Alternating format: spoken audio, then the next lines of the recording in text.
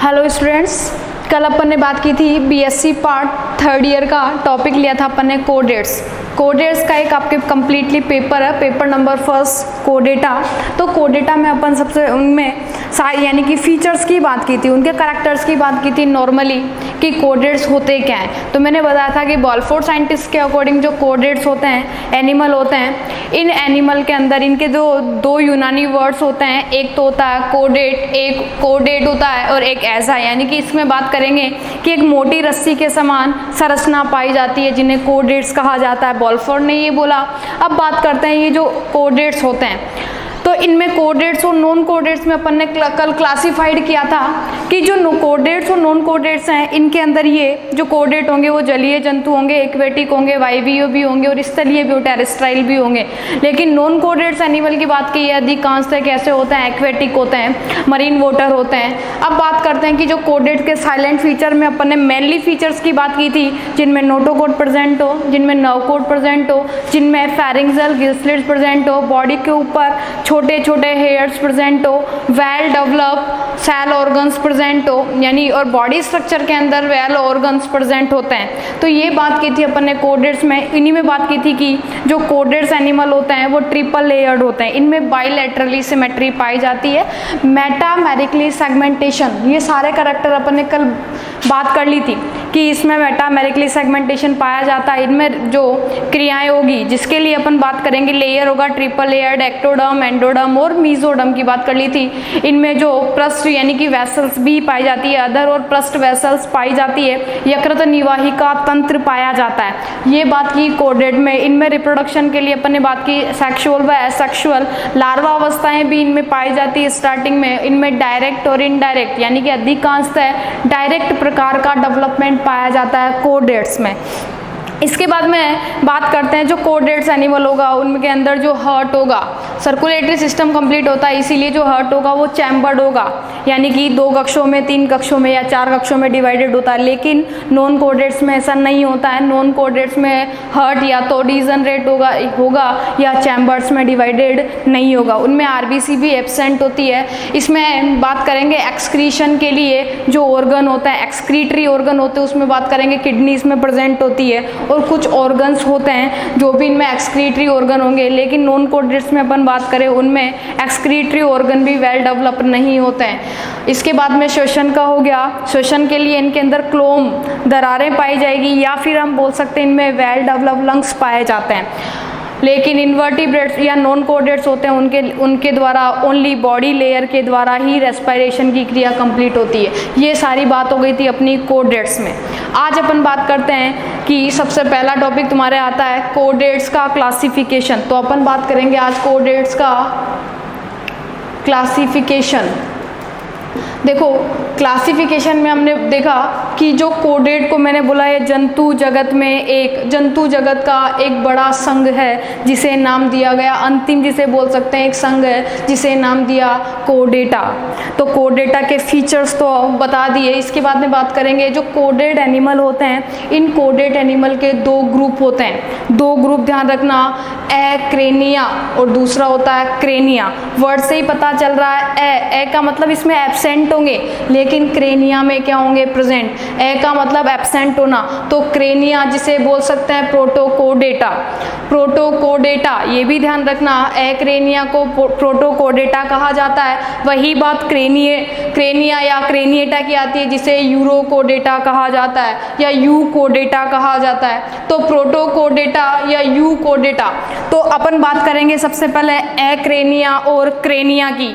तो एक्रेनिया में हम बात करेंगे कि जो एक्रेनिया एनिमल होते हैं ये आदिम प्रकार के एनिमल होते हैं, आदिम प्रकार के जंतु इन्हें बोला जाता है। क्यों बोला जाता है, इसके लिए रीज़न है, ये जंतु अधिकांशतः एक्वेटिक और मरीन वाटर एनिमल्स होते हैं, यानी ये जलीय जंतु होते हैं और इनका जो बॉडी स्ट्रक्चर है वो वेल डेवलप नहीं होता है क्योंकि इनमें बॉडी स्ट्रक्चर में कई ऑर्गन्स हो गए और इनकी स्ट्रक्चर हो गई वेल डेवलप नहीं होती है। तो एक्रेनिया में सबसे पहले अपन बात करेंगे कि एक्रेनिया जो एनिमल्स होते हैं, एक्रेनिया एक्रेनिया एनिमल्स के अंदर कपाल या शकल की बात करेंगे, कपाल इसके अंदर एब्सेंट होता है, सुविकसित मस्तिष्क नहीं पाया जाता है, और जो कशेरुक दंड होता है, कशेरुक दंड भी वेल डेवलप नहीं होता है। कई ऑर्गन्स होंगे जो भी इसमें वेल डेवलप नहीं होते हैं। तो एक्रेनिया इन्हें आदिम प्रकार के जंतु इसीलिए कहा जाता है क्योंकि वेल डेवलप इनमें ऑर्गन्स नहीं पाए जाते हैं। तो ये हो गया। इसी के बाद अपन बात करेंगे एक्रेनिया की, क्रेनिया की, जिन्हें यूकोडेटा कहा जाता है। तो इसीलिए क्रेनिया के अंदर क्या होता है, ये जंतु अधिकांशतः स्थलीय भी हो सकते हैं ये जंतु, और जलीय भी हो सकते हैं, टेरेस्ट्राइल और जंतु जलीय भी हो सकते हैं। तो क्रेनिया में हम बात करेंगे, इनके अंदर जो मस्तिष्क होता है वेल डेवलप मस्तिष्क सुविकसित होता है। इसी के बाद में नोटोकोड नार्वोकोड इनमें पाई जाती है। और क्रेनिया जो एनिमल होंगे इनका आकार बड़ा होता है, जबकि एक्रेनिया जो जंतु होते हैं इनका आकार छोटा होता है। एक्रेनिया जंतुओं के अंदर, एक्रेनिया जंतुओं में एंडोस्टाइल कैसी होती है, एंडोस्टाइल प्रेजेंट होती है, जबकि इनमें एंडोस्टाइल एब्सेंट होती है। इनके अंदर बात करें एक्रेनिया में नोटोकोड, नोटोकोड यानी कि या तो विकसित नहीं होगी, यहाँ पे क्रेनिया में नोटोकोड भी पाई जाती है। लार्वा अवस्था में स्पेसिफिकली क्रेनिया के अंदर लार्वा अवस्था पाई जाती है, लेकिन धीरे धीरे लार्वा अवस्था में नोटोकोड पाई जाती है, जो धीरे धीरे क्या होती है, डीजनरेट होती जाती है, क्योंकि मेटामॉर्फोसिस के बाद में करैक्टर्स में डीजनरेशन आता है। तो ये क्रेनिया की बात हो गई। कपाल से लेके, कपाल या शक्ल इसमें करोटियां एब्सेंट होती है, लेकिन इसमें प्रेजेंट होती है। इसके बाद में इनमें बात करें कि जो इनका हार्ट होता है, ये एनिमल्स होंगे इनका हार्ट वेल डेवलप नहीं होता, जबकि क्रेनिया में वेल डेवलप हार्ट भी पाया जाता है।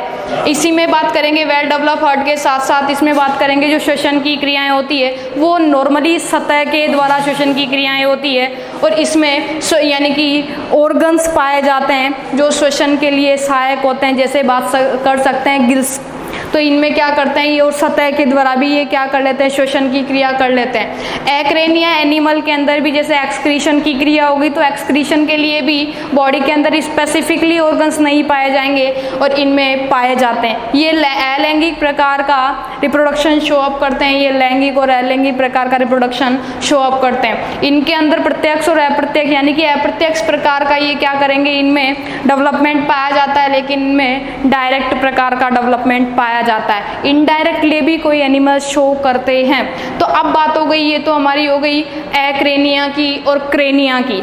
इसके बाद में हम सबसे पहले बात करेंगे एक्रेनिया जो आदिम प्रकार के एनिमल है। इन्हें नाम दे दिया गया आदिम, वर्ड से पता कर लेना आदिम प्रिमिटिव, यानी कि इनमें ऑर्गन्स कैसे नहीं होंगे, वेल डेवलप नहीं होंगे, क्योंकि नॉर्मली अपन इनमें कैरेक्टर्स की बात कर सकते हैं। अब बात कर सकते हैं सब, यानी कि जो एक्रेनिया है इसको 3 सब फाइलम या फाइला में डिवाइडेड किया, फाइला भी बोल सकते हैं, फाइला। इसके 3 सब फाइला होते हैं, हेमिकोडेटा, दूसरा यूरोकोडेटा और तीसरा सिफेलोकोडेटा। सबसे पहले अपन बात करेंगे आज हेमिकोडेट्स की। हेमिकोडेट्स के फीचर्स में अपन बात करते हैं। देखो ये एक्रेनिया के सब फाइला हैं 3, हेमिकोडेटा, यूरोकोडेटा और सिफेलोकोडेटा। इसमें सबसे पहले हेमिकोडेट्स की 2 क्लासेस होती है, एंटेरोपनुस्ट्रा और टेरोब्रेंकिया। एग्जाम्पल इनके सबके जरूर ध्यान रखना, और मेनली थोड़े बहुत यानी कि 3-4 करैक्टर आपको ध्यान होने ही चाहिए। हेमिकोडेट्स की 2 क्लासेस होती है, एंटेरोपनुस्ट्रा और टेरोब्रेंकिया। अब बात करेंगे यूरोकोडेटा जिसकी 3 क्लासेस होती है यहाँ पे, एसिडिया, थैलिएसिया और लार्वेसिया। 3 क्लासेस, एसिडिया, थैलिएसिया और लार्वेसिया, ये 3 क्लासेस होती है यूरोकोडेट्स की। अब बात करेंगे सिफेलोकोडेटा। सिफेलोकोडेटा की ओनली फॉर एक क्लास होती है जिसे बोलते हैं लेप्टोकोडी। ये लेप्टोकोडी सिफेलोकोडेट्स की एक क्लास है। अब बात करते हैं अपन इसमें क्रेनिया में, क्रेनिया का सब फाइला यानी कि अपन बात सब फाइला होगा वर्टिब्रेट्स। वर्टिब्रेट्स में हम इसका डिवीजन करेंगे तो डिवीजन में आते हैं एग्नेथा और ग्नेथोस्टोमेटा, लेकिन अपन आज सबसे पहले बात करेंगे एक्रेनिया का। एक्रेनिया में 3 यहाँ पे सब फाइला हैं, हेमिकोडेटा, यूरोकोडेटा और सिफेलोकोडेटा। ये 3 इसकी यहाँ पे सब फाइला हैं। पहली बात करेंगे हेमिकोडेट्स। हेमिकोडेटा इन्हें भी आदिम प्रकार के जंतु कहा, आदिम प्रकार का कोडेटा कहा जाता है। हेक्सले वैज्ञानिक ने बताया था हेमिकोडेट्स के बारे में कि जो हेमिकोडेट्स होते हैं, हेमिकोडेट्स कोडेटा जो एनिमल्स होते हैं, ये एनिमल्स भी जलीय होते हैं और ये स्थानबद्ध भी होती हैं। जलीय के साथ साथ ये कैसे होंगे, स्थानबद्ध होंगे, सिसाइल भी होते हैं। अब बात करेंगे जो हेमिकोडेट्स हैं, हेमिकोडेट्स को आदिम प्रकार के कोडेट्स कहा जाता है क्योंकि इनमें नोटोकोड प्रेजेंट होती है। नोटोकोड प्रेजेंट प्लस एक और कैरेक्टर होता है जिनमें गिल स्लिट्स, ये दो नोटोकोड की प्रेजेंस के कारण और गिल स्लिट्स की प्रेजेंस के कारण हेमिकोडेट्स को कोडेट्स में रखा गया। लेकिन मॉडर्न क्लासिफिकेशन के दौरान बात करेंगे कि इसको यहाँ से हटा दिया गया, इसे एक अलग ही वर्ग में रखा गया जिसे बोला गया हेमिकोडेटा, क्योंकि इसे कोडेट्स में ओनली दो ही समानता की वजह से इसे कोडेट्स वर्ग में, ये कोडेट्स में नहीं रख सकते हैं, इसीलिए इसे एक अलग ही क्लास दे दी गई या फाइला दे दिया गया जिसे हमने नाम दिया हेमिकोडेटा। अब बात करते हैं जो हेमिकोडेट एनिमल होते हैं, मैंने बोला ये एक्वेटिक होते हैं, सिसाइल होते हैं, जलीय होते हैं, स्थानबद्ध होते हैं। इसी के साथ साथ जो हेमिकोडेट्स एनिमल होंगे ये एनिमल ट्रिपल लेयर्ड, ट्रिप्लो ब्लास्टिक होंगे, बाइलैटरली सिमेट्री शो करेंगे, सिमेट्री शो करते हैं, बाइलेटरली सिमेट्री शो करते हैं। ये सीलोमेट होते हैं, सीलोमेट होते हैं, यानी ट्रिप्लोब्लास्टिक यानी त्रिजन स्तरीय होता है, वही त्रिजन स्तरीय एक्टोडर्म, एंडोडर्म और मीजोडर्म इनमें पाई जाती है। ये बाइलेटरली सिमेट्री शो करते हैं, किसी भी लंबवत अक्ष के द्वारा शरीर दो बराबर भागों में डिवाइडेड हो जाए तो बाइलेटरली सिमेट्री ये शो करते हैं। इसके बाद में ये सीलोमेट होते हैं, यानी कि इनमें जो सीलोम होती है, देगुआ पाई जाती है, इसीलिए इन्हें सीलोमेट जंतु कहा जाता है। अब बात करते हैं कि ये जो जंतु जलीय है इनका शरीर खंडों में डिवाइडेड नहीं होता है, लेकिन शरीर तीन भागों में विभाजित होता है जिन्हें नाम दे दिया गया प्रोबोसिस, पहला, दूसरा ट्रंक और तीसरा कोलर। तीन भाग हो गए, प्रोबोसिस, ट्रंक और कॉलर वाला भाग। यहाँ पे बात करेंगे जो शरीर इसका बेलनाकार होता है, हेमिकोडेट्स का ध्यान रखना, इनका शरीर बेलनाकार, लंबा, कर्मी रूपी होता है, क्योंकि ये कैसे होते हैं, बिलकारी होते हैं, बिल बनाकर रहने वाले होते हैं, बिलकारी होते हैं, इसीलिए इनका शरीर कैसा होगा, लंबा होगा। और लंबे होने के साथ हम बात करेंगे ये कैसे होते हैं, वर्म लाइक स्ट्रक्चर होती है, कर्मी रूपी ये एनिमल होते हैं। अब इनका जो शरीर होता है बेलनाकार होता है, इनका शरीर बेलनाकार होने के साथ साथ जो आगे वाले भाग पे यहाँ पे एक लंबी संरचना पाई जाती है जिसे बोला जाता है प्रोबोसिस, जिसे बोला जाएगा प्रोबोसिस। ये आगे वाला भाग प्रोबोसिस कहलाएगा, इसके बाद में ये बीच वाला भाग कॉलर कहलाता है और लास्ट वाला भाग ये ट्रंक कहलाता है। अब बात करेंगे इनमें जो हेमिकोडेट्स एनिमल होते हैं इनमें जो अपेंडेजेस होते हैं, अपेंडेजेस का मतलब इनमें जो उपांग होते हैं ये उपांग एब्सेंट होते हैं, इनमें बाह्य कंकाल भी एब्सेंट होता है। हेमिकोडेट जंतुओं में ही बाह्य कंकाल एब्सेंट होगा और इन्हीं के अंदर अपेंडेजेस भी एब्सेंट होते हैं, लेकिन इनमें पूर्ण आहरनाल, एलिमेंट्री पूर्ण आहरनाल पाई जाती है या कई हेमिकोडेट्स होते हैं जिनमें डीजनरेट भी हो जाती है, ये वेल विकसित नहीं होती है। अब बात करेंगे हम कि इनके अंदर जो पोषण की जो क्रिया होती है वो फिल्टर बीडर के द्वारा होती है, मृत पदार्थों के द्वारा पोषण की क्रिया इनमें कंप्लीट होती है। अब बात करेंगे जो हेमिकोडेट्स एनिमल होते हैं इनमें स्पेसिफिकली हम बात करेंगे कि इनमें गिल स्लिट्स पाई जाती है। गिल स्लिट्स यानी कि अधिक संख्या में क्या प्रेजेंट होते हैं, गिल स्लिट्स पाए जाते हैं जिनके द्वारा ये क्या कर लेते हैं, श्वसन की क्रिया कंप्लीट करते हैं। गिल स्लिट्स प्रेजेंट होने की वजह से ही इनको दो क्लासेस में भी डिवाइडेड किया गया है हेमिकोडेट्स को।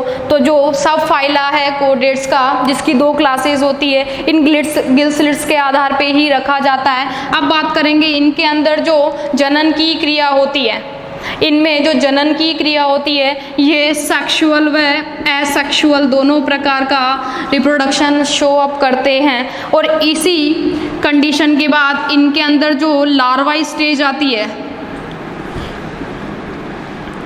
लार्वा स्टेज आती है जिसे बोला जाता है टर्नेरिया लार्वा। इसमें टर्नेरिया लार्वा पाया जाता है जो समानता दर्शाता है बाइपिन्नेरिया के समान। बाइपिन्नेरिया के समान ये क्या करता है, अपने करैक्टर्स शो अप करता है। तो इसमें लार्वा अवस्था कैसी पाई जाती है, टर्नेरिया लार्वा अवस्था पाई जाती है। इनमें जो परिवर्तन होता है, डेवलपमेंट होता है, डेवलपमेंट होता है। ये डेवलपमेंट डायरेक्ट और इनडायरेक्ट होता है, डायरेक्ट और इनडायरेक्ट, ये दोनों प्रकार का इसमें क्या पाया जाता है, डेवलपमेंट पाया जाता है। और इनमें जो यानी कि निषेचन की जो क्रिया होती है, ये निषेचन की क्रिया बाह्य माध्यम में होती है, तो बाह्य निषेचन पाया जाता है इनके अंदर। तो ये हेमिकोडेट्स में ध्यान रखना कि ये जलीय जंतु होते हैं, बिलकारी होते हैं, स्थानबद्ध सिसाइल भी होते हैं। इनका शरीर 3 भागों में बटा होगा जिनको नाम दे दिया गया प्रोबोसिस, ट्रंक और कॉलर। इसके शरीर में 3 क्षेत्र भी पाए जाते हैं, उनके नाम सुनो, प्रोसोम, मीजोसोम और मेटासोम। 3 क्षेत्र पाए जाते हैं शरीर में, प्रोटोसोम, मीजोसोम, प्रोसोम, मीजोसोम और मेटासोम। ये 3 क्षेत्र इसमें पाए जाते हैं। इनके शरीर के पार्श्व के अंदर या पृष्ठ और अधर सतह पे वाहिनियाँ पाई जाती है, वेसल्स पाई जाती है और इनमें रज्जु भी पाए जाते हैं। ये बात हुई हमारे हेमिकोडेट्स की। हेमिकोडेट्स के अंदर इसमें खुला प्रकार का circulatory, open type circulatory system इसमें पाया जाता है। तो हेमिकोडेट कैरेक्टर में बात हो गई कि ये सारे कैरेक्टर किसके होंगे, हेमिकोडेट्स के। इसके 2 क्लासेज होते हैं। क्लासेज में हम बात करें एंटेरोपन्यूस्ट्रा, टेरोब्रेंकिया। एंटेरोपन्यूस्ट्रा और टेरोब्रेंकिया, एंटेरोपन्यूस्ट्रा जो एनिमल है इनके अंदर आंत्र के अंदर छोटे छोटे पोर लाइक स्ट्रक्चर पाए जाते हैं जिन्हें गिल यानी कि गिल पोर कहते हैं, जिनके द्वारा ये क्या करते हैं, श्वसन करते हैं।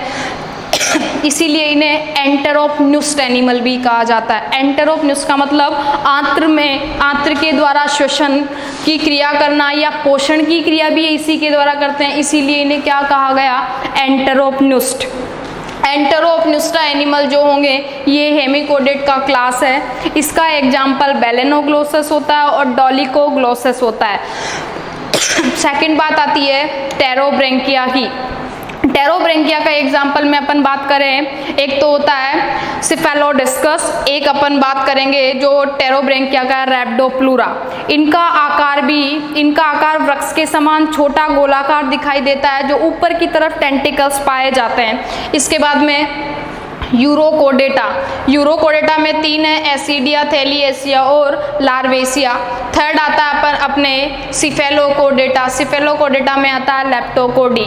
लेकिन अपन इनको भी डिफाइन करेंगे, इनकी क्लासेस को भी, कि जो एंटेरोपन्यूस्ट एनिमल है, एंटेरोपन्यूस्ट के लिए मैंने बताया कि ये कैसे होते हैं, एक कलिए सैलेटरी होते हैं। ध्यान रखना, सैलेटरी होते हैं, बिल बनाकर रहने वाले होते हैं, शरीर बिलनाकार होता है और ये जल की सतह के जो पैंदे में जो मिट्टी होती है, सैंड जो जैसी यानी गीली मिट्टी होती है, उसके अंदर ये बिल बनाकर रहते हैं और शरीर को, अपने आधे शरीर को बाहर निकाले हुए रहते हैं एंटेरोपन्यूस्ट एनिमल। अब बात करते हैं टेरोब्रेंकिया। टेरोब्रेंकिया जो एनिमल है इनके शरीर के बाहर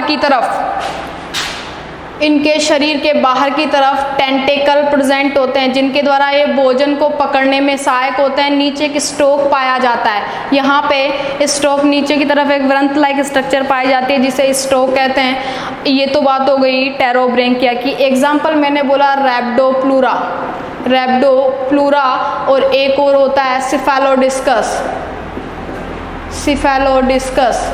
और इसका ध्यान रखना, एंटेरोपन्यूस्ट जो एनिमल होते हैं इनका ध्यान रखना बेलेनोग्लोसस और दूसरा होता है इसका डॉलिकोग्लोसस। ये 2 एग्जाम्पल इसके ध्यान रखना एंटेरोपन्यूस्ट के। सेकंड अपन बात करेंगे टेरोब्रेंकिया, इसके 2 एग्जाम्पल रैप्डोप्लूरा और सिफेलोडिस्कस। इसका शरीर बेलनाकार होगा जिससे इसका जो कि मैंने बोला कि जल की सतह के पैंदे में ये क्या करते हैं, बिल बना कर रहते हैं, शरीर का आधा भाग निकला हुआ रहता है, ये आंत्र के द्वारा श्वसन करते हैं।